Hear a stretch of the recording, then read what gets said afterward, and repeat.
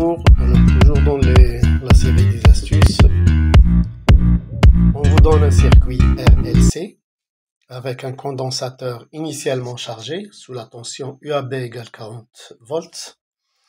On vous donne la courbe qui représente l'intensité ou les variations de l'intensité du courant en fonction du temps. On vous demande de calculer l'énergie dissipée par effet Joule entre les instants T0 et T1.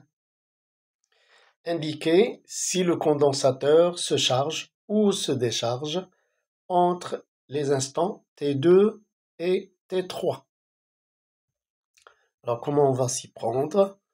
Alors tout simplement, dans la méthode générale pour calculer l'énergie dissipée par effet Joule entre deux instants, on calcule l'énergie à l'instant T1, on calcule l'énergie à l'instant 0, et la différence, c'est l'énergie dissipée par effet Joule. Alors, AT égale 0, I égale 0, d'après la courbe. Donc, toute l'énergie est sous forme d'énergie électrique. L'énergie magnétique à cet instant est nulle. Donc, E de 0, c'est 1 demi de C0 UAB au carré. On a C0, on a UAB, donc on a E à l'instant 0. Bien. À l'instant T1, E de T1, c'est E de T1 plus EM de T1. 1 demi de C0 UC au carré plus 1 demi de LI au carré. Toujours à l'instant T1. Or, UC plus UL égale 0, parce qu'il n'y a pas de générateur dans le circuit. Donc UC, c'est moins UL. Alors, UL à l'instant T1, c'est L dI sur dt à l'instant T1 plus R I à l'instant T1. Or, à l'instant T1, on a I de T1 égale 0,4. C'est une constante. Donc, d de I sur dt à cet instant est nul. Ce qui donne que UL de T1, c'est RI1.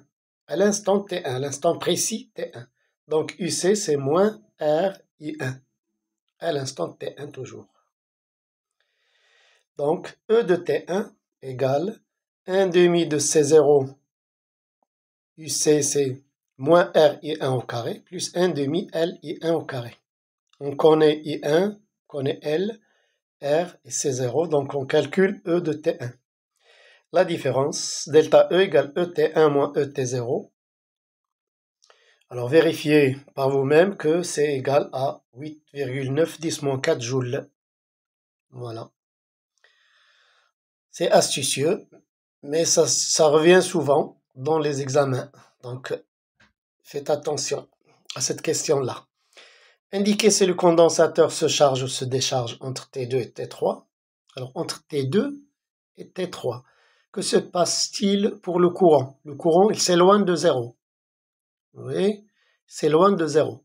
Alors, les valeurs négatives, oui, mais il s'éloigne de 0. Donc, que se passe-t-il pour l'énergie électrique? Pour l'énergie magnétique, 1 demi LI au carré, elle augmente. Donc, l'énergie électrique va diminuer. Donc, le condensateur est en train de se décharger entre les instants T2 et T3. Voilà. Alors, j'espère que c'est clair. À la prochaine et merci.